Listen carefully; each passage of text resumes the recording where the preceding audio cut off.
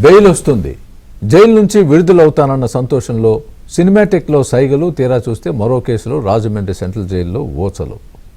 ఇది అంబటి పరిస్థితి. సినిమా స్టైల్లో బిల్డప్ ఇచ్చిన అంబటి రాంబాబుకు గుంటూరు పోలీసులు మాస్టర్ స్ట్రోక్ ఇచ్చారు.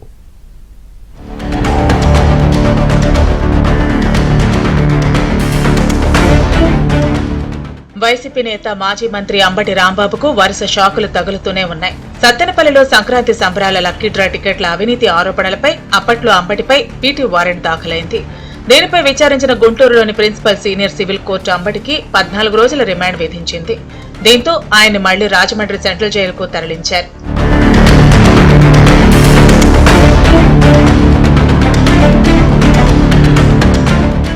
సీఎం చంద్రబాబుపై అనుచిత వ్యాఖ్యల కేసులో గత నెల 31న అంబటి రాంబాబును పోలీసులు అరెస్టు చేశారు.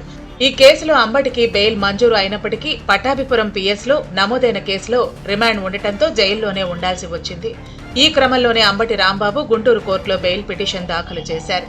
ఈ బెయిల్ పిటిషన్పై విచారణ చేపట్టిన గుంటూరు కోర్టు బెయిల్ మంజూరు చేసింది. దీంతో అంబటి జైలు నుంచి విడుదలకు లైన్ క్లియర్ అయిందని వైసీపీ శ్రేణులు భావించాయి.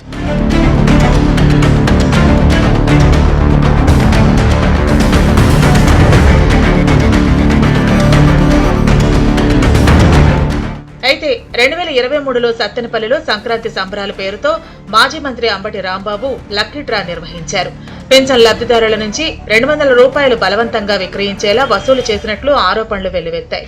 దీనిపై పోలీసులు పీటీ వారెంట్ జారీ చేశారు. ఈ కేసులో ఇరు పక్షాల వాదనలు విన్న మెజిస్ట్రేట్ అంబటికి 14 రోజుల రిమాండ్ విధించారు. ఈ నెల 26 వరకు ఆయన జైల్లోనే ఉండనున్నారు.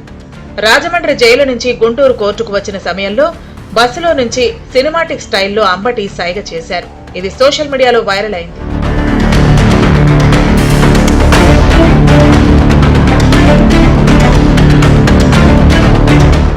ఇక అంబటికి బెయిల్ వస్తుందని ఆశించిన వైసీపీ శ్రేణుల ఆశలు నిరాశలయ్యాయి.